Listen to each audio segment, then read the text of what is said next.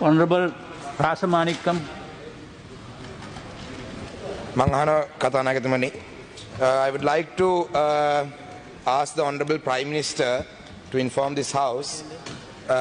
Number one, the total number of political prisoners in the country and the number of camps they are detained in. Number two, why expedited measures have not been taken yet with regard to their release. Number three, the number of lands occupied by the security forces in each district across the country. And number four, the number of private lands and the lands of the government officers controlled by the security forces. If not, why? අරු කතානායකතුමනි ශ්‍රී ලංකා දණ්ඩ නීති සංග්‍රහය යටතේ හෝ මෙරට පවත්නා වෙනත් කිසියම් නීතියක් යටතේ දඬුවම් ලබා දී ඇති සිරකරුවන් හෝ සැකකරුවන් අතරින් දේශපාලන චෝදනා මත සිරගත කොට ඇති හෝ රඳවා ඇති කිසිවෙකු මේ වන විට ශ්‍රී ලංකා බන්ධනාගාර තුළ නොමැති බවට මේ කරු සභාවට කියන්න කැමැතියි. කරු කතානායකතුමනි දිවයින පුරා දිස්ත්‍රික්ක අනුව ආරක්ෂක හමුදාව විසින් රඳවාගෙන තිබෙන ඉඩම් සම්බන්ධ පිළිතුරු දීම ජාතික ආරක්ෂාව ඍජුවම බලපාන බැවින් මේ සඳහා පිළිතුරු ලබා දීමට නොහැකි බව ආරක්ෂක අමාත්‍යාංශය විසින් දන්වා තිබෙන බව ගරු සභාවට දන්වමි.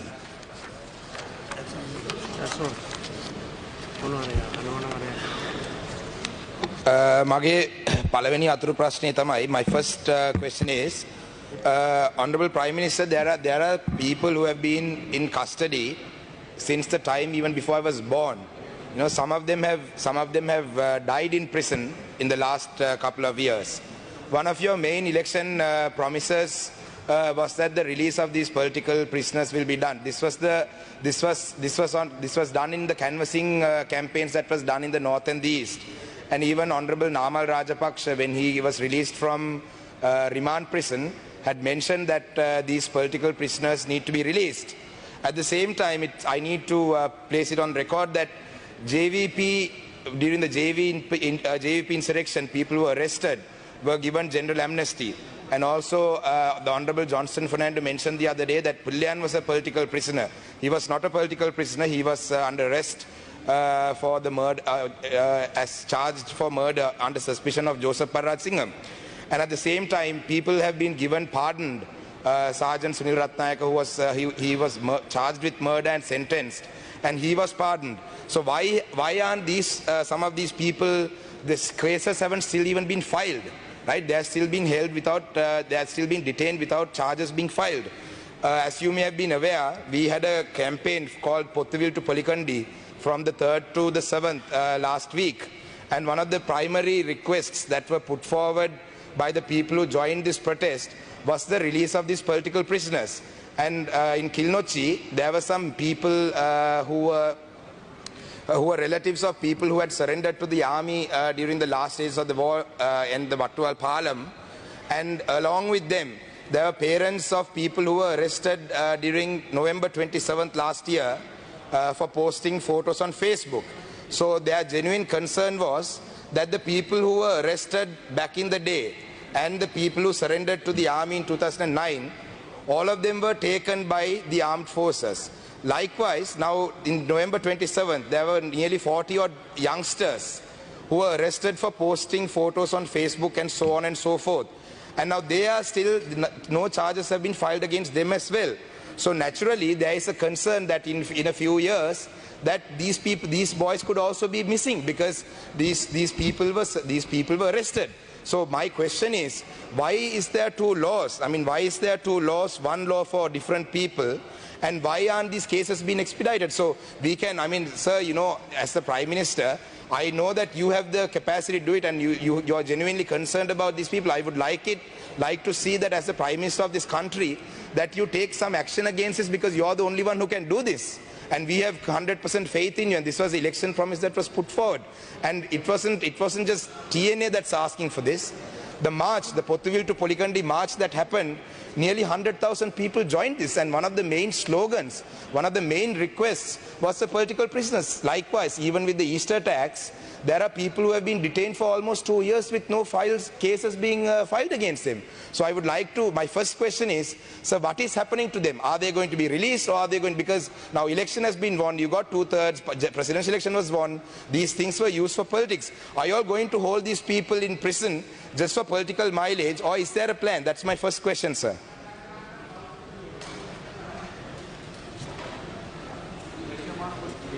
Permission of Honorable Prime Minister, I would like to answer that question of the Honorable Member of the Parliament. First, immediately after the 2009 defeat of the LTT, there were about 12,843 LTT suspects who surrendered to the government. Government rehabilitated them and put them back to the society as a policy. All of them were re-engineered to the society. They were given skill training, and they are now more or less living in harmony with the rest of the people. Almost 600 child soldiers. Including 600 child soldiers. So that's the policy of the government throughout have been. As the Honourable Prime Minister very clearly explained, there are no political prisoners in this country detained anywhere. But there are few people who have been detained or their cases are pending, charged under Prevention of Terrorism Ordinance. I would like to bring it to the attention of the Honourable Speaker and also the Honourable Member of the Parliament. I submitted that list consequent to a question raised by Honourable Suren Raghavan few days ago. I will resubmit that and give you a copy of that. All those people who have been either detained or their cases are pending, for your information. And furthermore, Honourable Member, on the direction of His Excellency the President and the Honourable Prime Minister, about a couple of weeks ago, I myself and the Minister in charge of Public Security had a discussion with the Honourable Attorney General and also His Lordship the Chief Justice of your concern. One is how to expedite those cases. We also believe those cases has to be quickly disposed of. You can't eternally keep them on remand.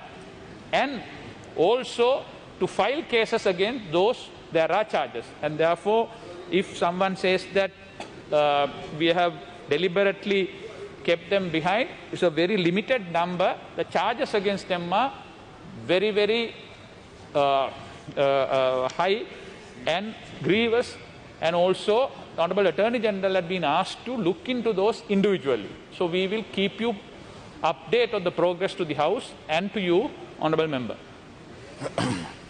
It's very ironic that the Justice Minister is responding to these questions when the Honourable Justice Minister's own community's issues cannot be resolved by himself and the Prime Minister with the Janasa issue. Please, not your time.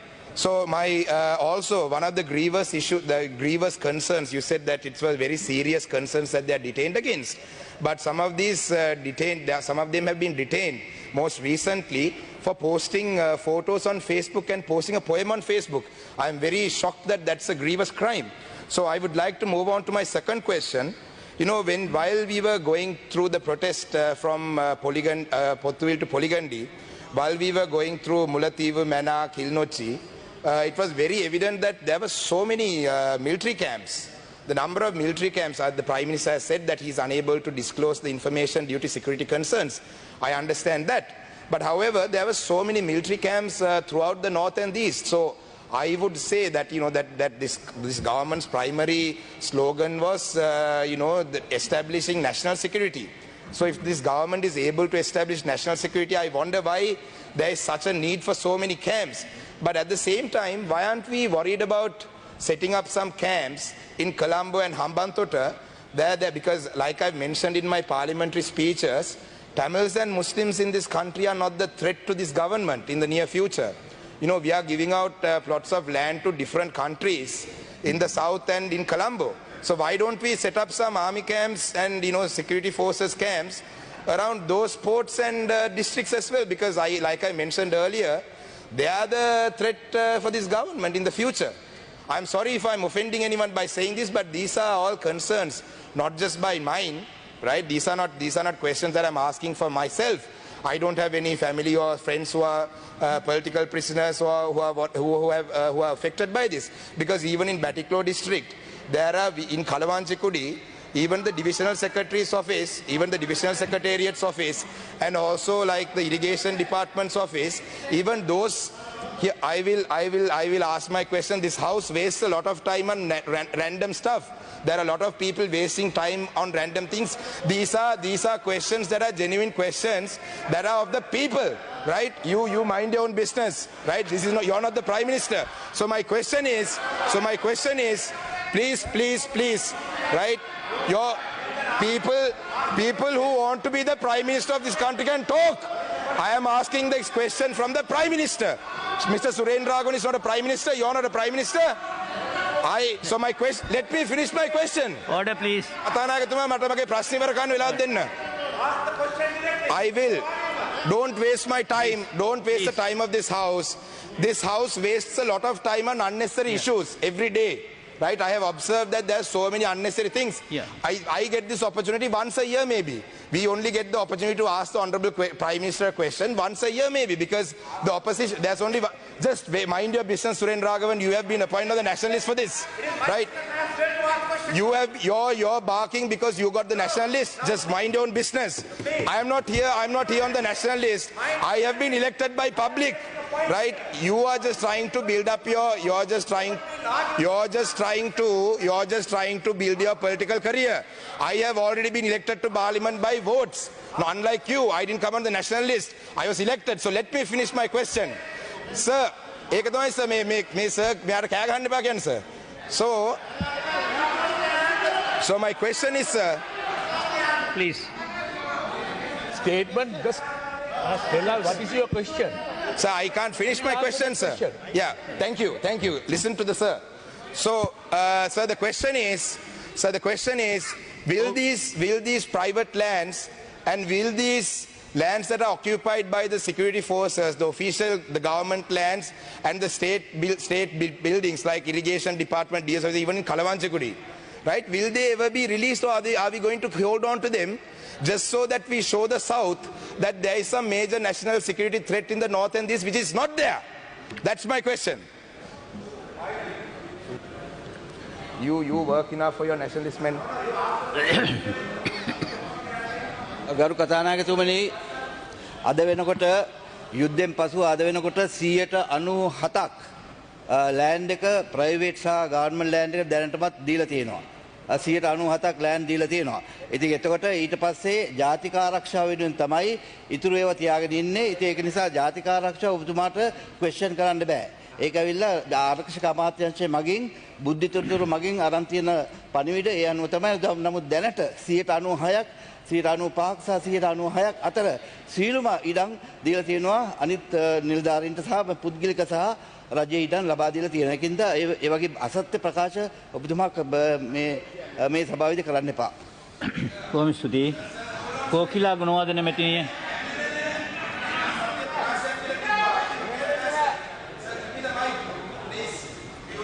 You have finished your questions. Yes, Rasamanikam. Yeah, Honorable Rasamanikam. Yeah, sir, that you can't mention that it's not true. There are lands. You just came into the house. You just walked in. You didn't listen to the entire question, right? So don't say that I'm lying. Okay, so sir, that's it. Thank you, sir. I just wanted to make my point that I wasn't lying. That he just walked in. He didn't even listen to the entire question, sir. That's it. Thank you. Thank you. Yeah.